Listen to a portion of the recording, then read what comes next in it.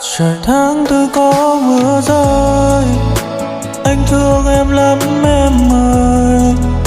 Nhưng giờ đây đã xa rồi, vùng trời bình yên ngăn cánh đôi nơi. Trời tháng tư có cơn mưa, em đã quên anh được chưa?